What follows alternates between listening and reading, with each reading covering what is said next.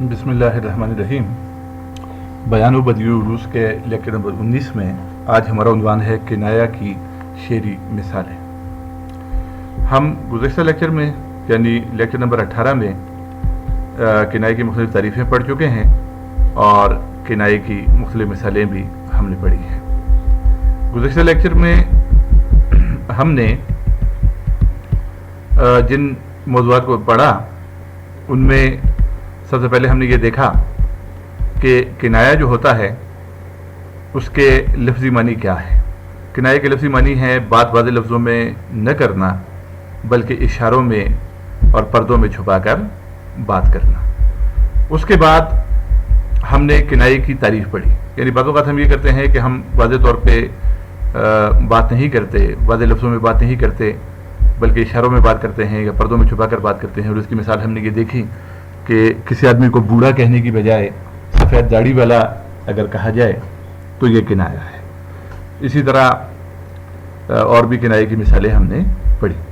तारीफ़ की तरफ जब हम आते हैं तो इल्म बयान की रूह से किनाए की तारीफ़ ये है हमने पढ़ी है कि जब कोई लफ्ज़ हकीकी मानों की बजाय मजाजी मानों में इस तरह इस्तेमाल हो कि उसके हकीकी और मजाजी दोनों मानी लिए जा सके। यानी किनाए में लफ्ज़ जो होता है वो मजाजी मानों में इस्तेमाल होता है, लेकिन आप चाहें तो उसके हकीकी मानी भी ले सकते हैं, क्योंकि हकीकी मानी लेने या मजाजी मानी लेने की सूरत में दोनों सूरतों में एक ही मतलब जहन में आता है।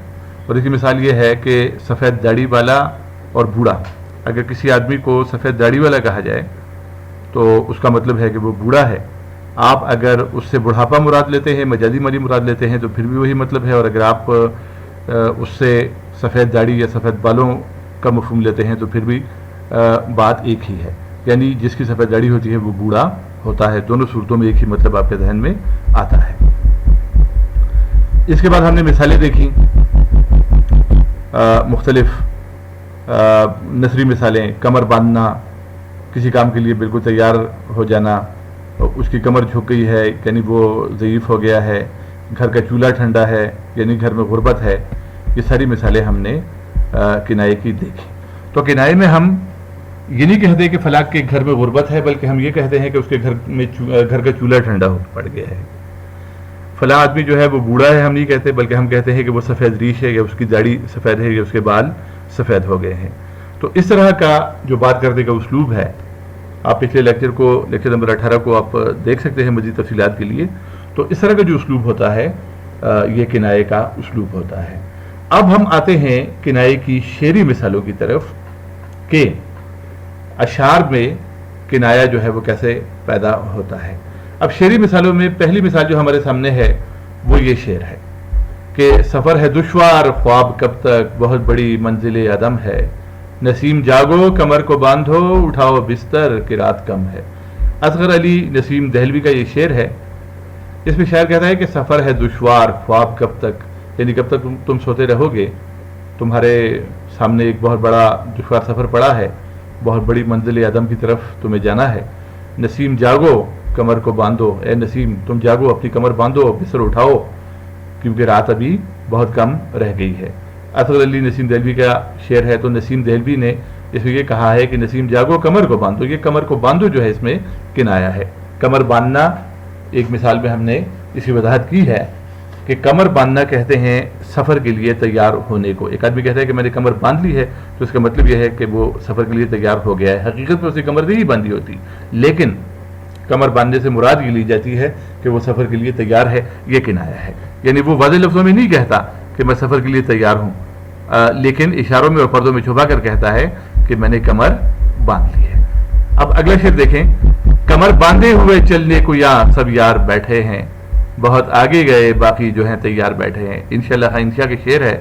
कमर बांधे हुए यानी बहुत से दोस्त जो हैं यहाँ कमर बांधे हुए चलने को बिल्कुल तैयार बैठे हैं। यहाँ पर भी कमर बांधने का किनाया इस्तेमाल हो गया। बहुत आगे गए बाकी जो हैं तैयार बैठे हैं, यानी बहुत से लोग दुनिया से उठ गए हैं और बहुत से लोग जो हैं वो जाने वाले हैं। अब ख्वाजा हैदर अली आतिश के शेर देखें आप, इसमें भी किनाए ने बहुत हुस्न पैदा किया है। कहते हैं कि हमेशा रंग ज़माना बदलता रहता है, सफ़ेद रंग है आखिर सियाह मुँह करते। यानी پہلے مصرے میں شاعر نے ایک یونیورسل فیکٹ، ایک آفاقی حقیقت بیان کی ہے کہ ہمیشہ رنگ زمانہ بدلتا رہتا ہے، کہ زمانے کا رنگ جو ہوتا ہے وہ ہمیشہ یکساں نہیں رہتا بلکہ بدلتا رہتا ہے، زمانے کے حالات پہ ہر وقت تغیرات اور انقلابات برپا ہوتے رہتے ہیں۔ پھر اگلے مصرے میں شاعر کہتا ہے کہ سفید رنگ ہیں آخر سیاہ منہ کرتے، سفید رنگ والے جو ہیں ان کی زندگی میں بھی آخر ایسا وقت آ جاتا ہے کہ ان کو بھی سیاہ منہ کرنا پڑتا ہے، کہ اپنے بالوں کو سیاہ کرنا پڑتا ہے۔ منہ کہتے ہیں بالوں کو اور سیاہ کہتے ہیں کالے کو۔ مطلب یہ ہے کہ سفید رنگ سے مراد خوبصورت لوگ ہیں، سفید رنگ والے لوگ جو ہیں ان کو بھی آخر اپنے منہ کو سیاہ کرنا پڑتا ہے، کہ اپنے بالوں کو سیاہ کرنا پڑتا ہے، کہ بڑھاپا ان پر بھی آتا ہے۔ بڑھاپے کی طرف اشارہ ہے کہ جو بڑے جوان رانا ہوتے ہیں ان کی زندگی میں بھی ہمیشہ جوانی نہیں رہتی، بلکہ ایک وقت ایسا ان پر بھی آتا ہے کہ انہیں بھی اپنے بال کالے کرنے پڑتے ہیں۔ اب سفید رنگ کنایا ہے یہاں جوانی کے لیے، اور سیاہ منہ یعنی بالوں کو کالا کرنا، بالوں کو سیاہ کرنا جو ہے یہ کنایا ہے بڑھاپے کے لیے، کیونکہ بڑھاپے میں ہی آدمی بالوں کو کالا کرتا ہے۔ کسی آدمی کے بارے میں نظر میں بھی اگر یہ کہا جائے کہ وہ بال کالے کرتا ہے تو اس کا مطلب یہ ہوا کہ وہ اس کے بال سفید ہیں اور وہ بوڑھا ہے، لیکن براہ راست آپ نے اس کو بوڑھا نہیں کہا، بلکہ کنائے میں آپ نے جب یہ کہا کہ فلاں آدمی جو ہے وہ بال کالے کرتا ہے تو اس کا مطلب یہ ہے کہ وہ بوڑھا ہے۔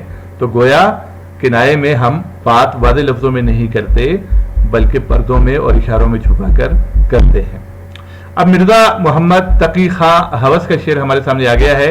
نہیں ہوس وقت جوش و مستی قمر خمیدہ قدے خمیدہ سے تو حیا کر، نہیں ہوس وقت جوش و مستی قدے خمیدہ سے تو حیا کر، بتوں کا بندہ رہے گا کب تک خدا خدا کر خدا خدا کر۔ یعنی اے ہوس، ہوس شاعر کا تخلص ہے، اے ہوس تو بتوں کا بندہ کب تک رہے گا، اور یہ وقت جو ہے جوش و مستی کا نہیں ہے، اپنے قد خمیدہ سے تھوڑی حیا کر لو، یعنی اپنے جھکے ہوئے قد سے تو تھوڑی حیا کر لو، بتوں کی بندگی کب تک کرتا رہے گا، اب وقت آ گیا ہے کہ تو خدا خدا کرے، یعنی تمہارا بڑھاپا جو ہے وہ آ گیا۔ یہاں قد خمیدہ سے بڑھاپے کی طرف اشارہ ہے اور یہ کنایا ہے۔ قد خمیدہ جھکا ہوا قد، جھکا ہوا قد ظاہر ہے کہ بڑھاپے میں ہی ہوتا ہے، تو یہ بھی کنائے کی ایک مثال ہو گئی۔ اب یہ تمام مثالیں جو ہم نے دیکھ لیں، ان مثالوں میں شعراء نے واضح لفظوں میں بات نہیں کی بلکہ پردوں میں اور اشاروں میں بات کی ہے۔ اور جب آپ پردوں میں اور اشاروں میں بات کرتے ہیں، آپ کسی بوڑھے کو سفید بالوں والا کہتے ہیں، آپ کسی بیمار کے بارے میں کہتے ہیں کہ اس نے قبر میں پاؤں، اس کے قبر میں پاؤں لٹکے ہوئے ہیں، اور اس طرح کی گفتگو جب آپ کرتے ہیں کہ جب آپ واضح لفظوں میں بات نہیں کرتے بلکہ اشاروں میں اور پردوں میں چھپا کر بات کرتے ہیں تو یہ کنایا ہوتا ہے۔ اللہ حافظ۔